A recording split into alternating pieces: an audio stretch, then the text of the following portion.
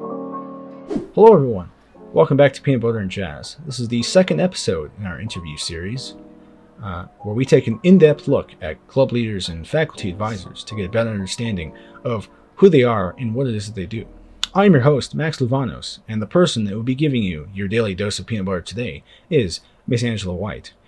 Angela White is a Pima Honors Officer. She played a crucial role in last semester's Rise for Homeless Veterans event that was sadly canceled due to coronavirus. But this semester, she's working on a project which she calls the Grow Academy Financial Literacy Workshops. We hope you enjoyed today's interview, and we ask you to remember, whether the news is soupy, slippery, chunky, or smooth, we're certain we have some peanut butter here for you. Angela White, thank you so much for coming on to the interview. It's great to have you. Thank you so much for having me here. I love what you're doing here, Max. This is amazing. Thank you very much. Yeah. So I'll be the first question I'll ask you is a question I think I'll be asking every person I interview from now on, which is what is your favorite style of peanut butter? Oh, man. I think there's only one. It's got to be chunky peanut butter with salt. Chunky peanut butter with salt. It's quite a combination. I'm personally an old-fashioned, creamy, smooth peanut butter. Oh, okay. I can respect that. But Yeah. alrighty. So before we jump into your project this semester, I think for those who don't know you, who is Angela White? Yeah. Oh, man. Who is Angela White? That is a big question. So I am a student at Pima Community College. I call myself an old lady around here. I actually spent about 15 years in the financial services industry before I came back to college. So it is amazing to be back. I think it took me a while to figure out what I wanted to do when I grow up, but I am currently an honors student, honors officer, and officer in Phi Theta Kappa here at Pima, and that's, I guess, in a nutshell. Well, that's pretty awesome. Like, what was it like working in the financial industry, getting like a hands-on experience? Wow. Well, so it's not like I had like 15 years of glamorous work in the financial services industry. I actually never finished high school, so I actually dropped out of high school with a 4.5 GPA in my sophomore year. Because of some crazy life circumstances. And so I went straight to work in minimum wage jobs. So I usually had 2 to 3 minimum wage jobs throughout my 20s and 30s. And I was really lucky because one of those jobs was almost always at a bank or a financial firm. So I got to learn a lot about how to make ends meet on very little money because I picked up little bits of wisdom throughout the day at whatever job it was that I held. So I learned a lot about money, a lot about the importance of good financial choices, and was able to make ends meet and support myself on a teeny tiny amount of money. So I guess if you want to know some of the non-glamorous things I did, I actually started out in collections for JP Morgan Chase. So it was credit card collections. Yeah. What was it like in working in a collections agency? Oh, man. I know seems like for most people, it's not, you're not too happy when you get a call from a collections agency. Yeah. In the beginning, I wasn't too happy being a collector either. I will say that. But one of the things I learned early on is, so I love people. I always have. And one of the things I learned early on is that people really need to be heard. They need to be listened to. And so a lot of what I did in collections is just listen to people, honestly. And I think that was part of why I was able to be successful, quote unquote, at the job, is because I love connecting with people. And, usually you have to be in some pretty rough circumstances to end up in collections. And so it goes beyond money at that point, usually. Usually it's because life is really hard. So I learned a lot about the importance of being heard in those years. Well, I mean, you know what?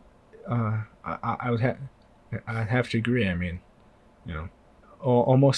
seems like in every job, just being willing to be heard by by someone, yeah, I must say, like, I'm a huge agreement. You've left me speechless. Well, you know, cheers to that. Cheers to being heard. I love your mug. Thank you. I love this as well.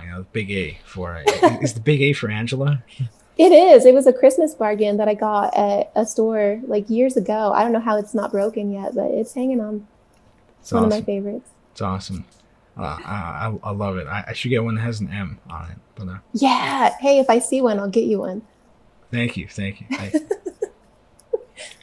Um, so another question I had was, or actually, apologies if you said it, but I didn't catch it. But what is your major, Angela? So, I'm currently completing an Associates of Science at Pima, and I will be transferring to the University of Arizona to pursue a dual major Bachelor's of Science in Neuroscience and Cognitive Science and Psychological Science.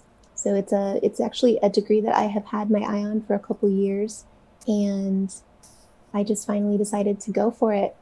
What else are we going to do with this limited time we have here on this earth besides pursue our dreams? So I'm back in school, an old lady, but I'm excited. This is a subject that I've been passionate about for many, many years. So that's my goal. And beyond that, I'd love to actually obtain a PhD in clinical psychology. And I would love to work with people in clinical settings and also teaching and research because I'm a huge nerd. So Wow! Well, congratulations for choosing a major and design, and coming back to college to pursue it. That is so crazy. I'm also a neuroscience major. no Uh, way. yeah. It's gonna be pretty awesome. Well, we might see each other when it comes to when we're at the That's U of A. awesome. Oh, so you're going to the U of A too? Yes, I do Very plan. cool. Well, Uh, we'll totally one day be able to joke about this amazing start to your famous podcast. I'm sure it's going to be famous by then. oh, that's kind of me to say. Hopefully, yes. Hopefully, this is still live by then. That is the plan. Um, but so I'm seeing a bit of a trend in terms of your one of the big takeaways you had from being working in collections was the importance of just hearing people and being there for someone, in almost like Winston Churchill says, their darkest hour. Actually, I may be wrong if Winston Churchill actually said that, but whether or not I'm right about that, yes, you were there and willing to listen to someone, and then a psychologist was almost like the essence of the job as well. So what kind of drove you to to this major, and is there like a back another backstory behind this? Wow. Yeah. Well, so kind of a couple things. I first started learning about neuroscience, cognitive science topics as a 12-year-old. I actually picked up a book by Jeffrey Schwartz from UCLA that was on my parents' bed and started reading it at the age of 12, and I was immediately hooked. Um, One of the things that really stuck out to me then and has all these years as I've continued to nerd out on books about neuroscience, cognitive science, plasticity, these types of topics, is that um, we ultimately have freedom. So no matter what challenges we're faced with, no matter what obstacles life presents us, we still have freedom, and we have freedom to change. And so that's really, I think, where the passion started. Learning about the happenings in the brain. And then I fell in love with the practice of yoga in my 20s and mindfulness practices. And I actually became a yoga teacher because I saw how powerful yoga was in my own life and meditation, mindfulness practices at creating lasting change.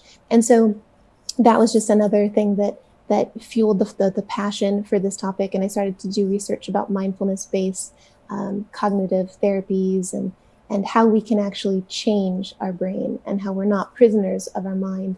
And so those are some of the reasons why I'm passionate about this topic. But I think for me, it all boils down to freedom. Very interesting. Yeah, for it's similar in my case as well for my decision to be a neuroscience major. Um, Wow, it's very very awesome, very nice backstory. Uh, and so I guess now we will transition into what is your project, the Grow Academy? How would you describe it? So Grow Academy started off as this like little seed of an idea that came to me in the early part of last year. So as I was getting back to college and, like I said, feeling like an old lady, I got questions from a lot of my friends as they started to find out more about me, um, and they would ask me financial questions. And I'm not licensed, so I can't actually give advice legally, but I would say, oh well, if it were me, this is what I would do. But I started to get more and more questions, and it reminded me that when I was first starting out with these minimum wage, banking jobs, I also had no idea about these financial topics. I was completely lost. The only blessing that I had is that I had a job that I could um, pick up bits and pieces of knowledge during the day that I could use, like I said, to support myself and to just figure out these financial mysteries. But most of us never have access to anything like that. And when I was working in the financial industry, I got to learn, you could say it's like the shadow side of the financial services industry. And what I mean by that is that a lot of times, unless you have high net worth, so unless you have a lot of assets, money, it's difficult. It can be difficult to find really good financial guidance. And so, what I wished I could do is start to match up, these people who were asking questions, my friends, with people I knew in the industry who could help them. And so that was kind of the seed of the idea. And then I spent the summer researching financial literacy and learning more about what we're doing as a society to develop financial literacy in youth. And you can head to my website and learn more about what I learned. It's www.thegrowacademy.org if you want to learn more about how I started and what I learned. But basically, in a nutshell, financial literacy is so important. The ripple effects of financial literacy, especially for our youth, are really endless. And so my goal was to create an organization that could help develop financial literacy in youth by using experts who are in the local community. So that's what we do. We actually offer a series of 3 workshops, and they are taught and designed by local financial experts. So these are people who do this for a living. They are highly trained, and so basically we're helping to bring that knowledge to our youth who need it most. And I'm really excited. So that's a little bit about Grow Academy.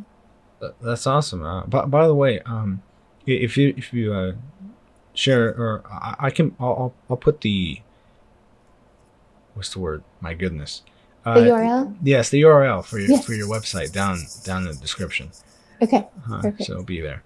Um, Thank you. so um, when will your next uh, e- event, or yeah, part Next two? workshop? Yes, Okay. next workshop be. Yeah, so the way that we're doing it is each semester we hold a Grow Academy that, like I said, consists of 3 consecutive workshops that build upon each other. So this fall is our first inaugural offering of Grow Academy. The first workshop was held on October 14th, and the second one will be held on November 2nd, and that's a Wednesday from 5 o'clock to 7 o'clock p.m. And the third one will be held in December 2nd. And same thing, Wednesday, 5 o'clock to 7 o'clock p.m. And the second one is going to be all about, well, I guess I should back up. The first workshop was about personal finance. The second one is about, I'm going to go let my dog out. Hold on one Oh, second. okay. I'm sorry. Thank you so much. It is all right. No worries, no Okay. worries. Okay. And by the way, I think first Wednesday in November is November 4th, I believe. Oh, yes, it's November 4th. I think I said November 4th and December 2nd. Is that what I said? Oh, I could have I don't swore you know. said November 2nd. Do you want to start over on that part? Um, I think I said December 2nd and November 4th, but I'll do it over just in case. okay. So, Okay. yeah, we'll do that part. Okay, so then what is, when in the your second workshop, and when will that be? So our second workshop is going to be on November 4th. which is a Wednesday, and it's from 5 o'clock to 7 o'clock p.m. And the second workshop builds upon the information learned in the first workshop, which was all about personal finance. The second workshop is about managing debt. So it's all about demystifying debt, optimizing FICO score, which is this huge topic that we usually know nothing about until we dive into the wild world of credit. So we're going to learn about that. And then the third workshop, which is the final workshop of the fall 2020 Grow Academy, is going to be December 2nd, which is also a Wednesday, from 5 o'clock p.m. to 7 o'clock p.m. All right. And that one is, that's my favorite. That one is all about saving and investing.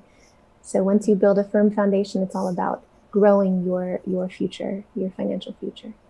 It certainly does sound interesting. Like debt sounds very much depressing. And then, but I like that you end off the, 3 sets of workshops with the future, man. Yeah. And debt, I'm with you. Debt is like, it can be this real depressing topic, but one of the biggest things we're going to cover is how to build a really healthy FICO score, which is just Fair Isaac. It's basically your credit score. So without boring you, but it's just a credit score, which comes in handy in your entire life. The higher your credit score, the more opportunities and the more freedom you'll have. So it's a huge topic. It's something that most of us don't know much about. It seems like this mysterious thing, like how are they calculating this thing called credit score? How do I get it to be higher? And so that is actually not a depressing topic because it's so empowering. And it's like these little things that you can do, to basically create big change with your credit score. So that part of it is not depressing. Okay. But I'm with you. I know. Yeah. Well, I'm glad you displayed the bright side of credit score and debt. I'm very much looking forward to your second workshop. Yeah, and it's really about controlling controlling our debt so that our debt doesn't control us. So in that sense, it's a hopeful experience. Right. And then my last question to kind of give those people who sadly were not able to attend the first workshop but are curious to see, like, what is the turnout like, or what are these workshops like? How would you describe how your first one went? Oh man, so I honestly had no idea that anyone would be interested in this. Like, I thought maybe it was just something that I struggled with when I was in my 20s, teens, still in my 30s.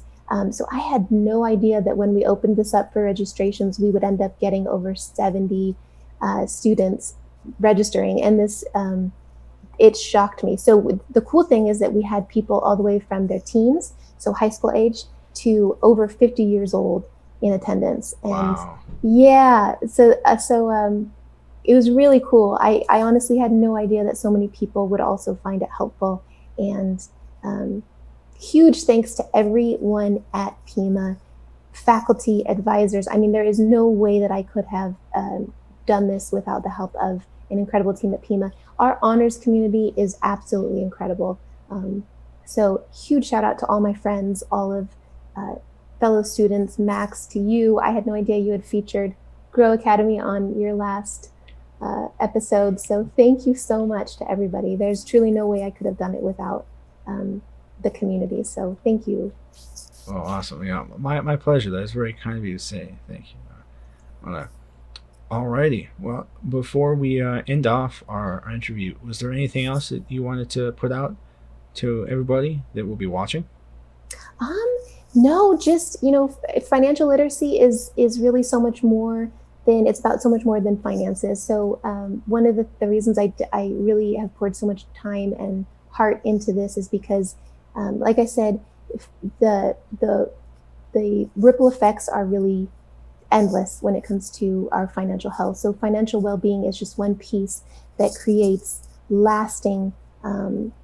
can create lasting effects over the course of our entire lives. So for me, just like neuroscience and cognitive science and psychology comes down to freedom for me, financial literacy is the same thing. So when we have these essential pieces of knowledge, what we can do with that and how we can build a life and find freedom individually, well-being, not just financial well-being, but well-being in every aspect of our lives, how it's empowering.